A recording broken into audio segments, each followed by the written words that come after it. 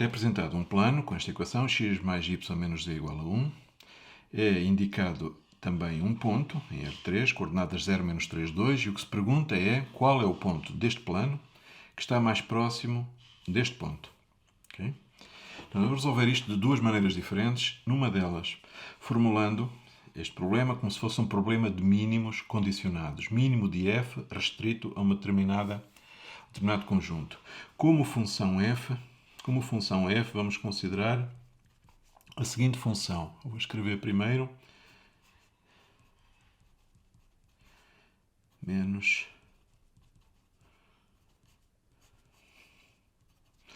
Portanto, vou considerar como função a minimizar esta que está aqui assim expressa.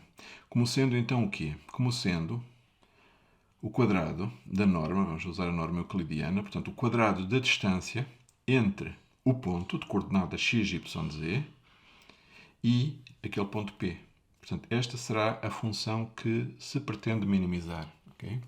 Podemos até já simplificar, fica x quadrado mais y mais 3 ao quadrado mais z menos 2 ao quadrado. Se não tivesse colocado aqui este quadrado, agora aparecia uma raiz quadrada que só iria dar trabalho e no final chegaria a uma conclusão idêntica, não é? Porque se eu minimizar o quadrado, automaticamente minimizo a distância, não é? Ok. O que é o sigma? Vamos escrever já, e o sigma vai ser um conjunto de pontos do R3. E agora vou pôr a restrição. A restrição é naturalmente correspondente aqui a esta equação. Portanto, vou escrever aqui, até podemos escrever só para que fique bem claro, g x, y, z, que será x mais y menos z igual a 1. Okay? Portanto, de facto, o problema que eu vou resolver pode ser encarado como um problema de calcular o mínimo desta função. Okay? Isso vai me permitir encontrar o ponto restrito a este conjunto. Okay? Depois, no final, só tenho que fazer aqui um pequenino trabalho, uma conta muito simples, que é esta função não é de facto, não me dá realmente o valor que eu pretendo, dá-me o quadrado desse valor. Portanto, depois só tenho que fazer esse acerto, não é? Ok, portanto, método Lagrange,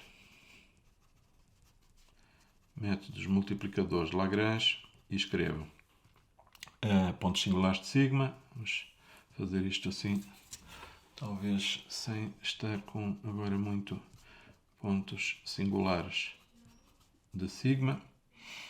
E temos então que igualar o gradiente de g a zero ao vetor nulo. E vamos fazer esta conta, portanto o g é x mais y menos z, ou seja, fica 1 menos 1 igual a 0, 0, 0. É impossível, não é? Impossível. Portanto, não existem pontos singulares, não é? Ok? E, portanto, são todos regulares e, portanto, não há candidatos, não é? Sem candidatos aqui. E vamos agora, o que seria de prever, não é? Mas sistema de equações de Lagrange, temos gradiente de f no ponto x, y, z igual a lambda gradiente de g ponto x, y, z. Temos x mais y menos z igual a 1. Okay? E eu aqui acho que neste caso isto é bastante simples. Eu vou passar por cima destas contas, não vou gastar aqui muito tempo, e chega-se apenas a um ponto. Vai-se por aqui adiante, vamos por assim. X, Y, Z, estas contas são fáceis de fazer, mas agora não há assim grande interesse em estar a fazer aqui. Aparece o ponto de coordenadas 2, menos 1, 0. E apenas este. Ok? E apenas este. Vale a pena aqui dizer, nesta altura, que este problema não existe máximo de f restrito a sigma, não é? Porque o plano prolonga-se indefinidamente em qualquer direção e, portanto, não há nenhum ponto que esteja o mais afastado possível daquele ponto P. Não é? Este problema não terá, naturalmente, atendendo à geometria do problema, não terá máximo de f restrito a sigma, mas tem mínimo de f restrito a sigma e acabamos de encontrar o ponto onde isso acontece. E, portanto, agora só temos que ir calcular o valor da distância. Neste ponto dizemos que a distância do ponto mais próximo do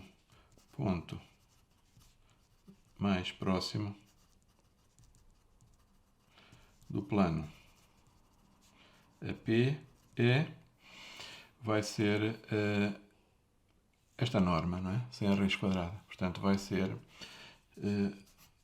sem o quadrado, não é? Portanto, fica raiz quadrada de, vamos só escrever, fica raiz quadrada de x ao quadrado, portanto, fica 2 ao quadrado, mais o y é menos 1 mais 3 ao quadrado, mais o z é 0, 0 menos 2 ao quadrado. Isto dá, tem aqui a conta lá, isto dá 2 raiz 3, ok? Portanto, o resultado que nos pedem é qual é o ponto, e eu digo que o ponto é este, e qual é a distância, é esta. Okay?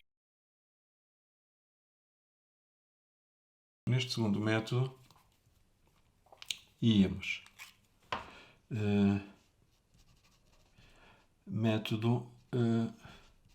formulando como este problema como um problema de mínimos de f livre, digamos assim, livre, ok? Por aqui assim a ideia,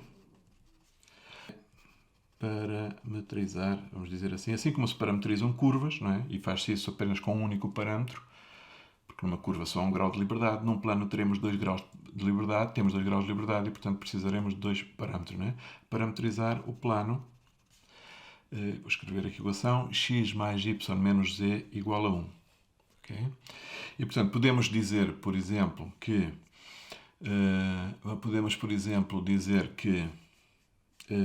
x igual, para mudar de letra, igual a alfa e y igual a beta, arranjamos aqui 2 parâmetros, alfa e beta, logo o z na equação aqui do plano tira-se que z igual a x mais y menos 1, portanto fica z igual a alfa mais beta menos 1, ok? E, portanto, eu posso dizer que qualquer ponto do plano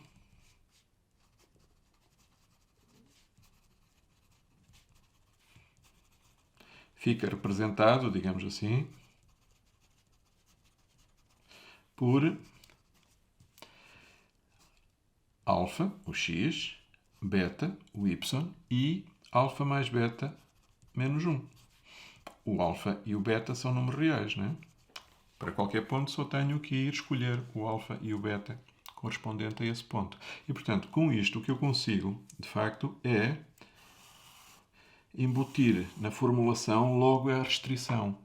De maneira que, nesta altura, só tenho que pensar qual é a função a minimizar. Qual é a função que eu quero minimizar? A função a minimizar é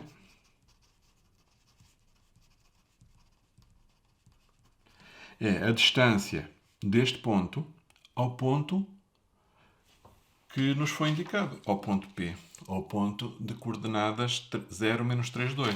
Portanto, eu posso considerar como função a minimizar a função f, agora vai ser uma função definida nas variáveis alfa e beta, né? Vamos tomar este alfa e beta agora como variáveis, alfa e beta, e temos, tal como fizemos já há bocado, a possibilidade de considerar aqui o quadrado para ser mais fácil de fazer as contas, portanto fica alfa mais beta menos 1, menos 0, menos 3, 2 ao quadrado. Temos então igual a, deixa eu fazer esta conta, alfa quadrado mais beta mais 3 ao quadrado mais alfa mais beta menos 3, alfa mais beta menos 3 ao quadrado. E esta função f é de classe infinita, não é? Mas aqui o que interessa sublinhar é que é diferenciável, não é? E, portanto, nós conseguimos apanhar os pontos extremantes a partir dos pontos críticos. Portanto, o que nós vamos fazer agora é calcular os pontos críticos, não é? Pontos críticos. Está aqui dentro do papel, está. Pontos críticos. Ou seja, gradiente do f alfa beta igual ao vetor 0, 0.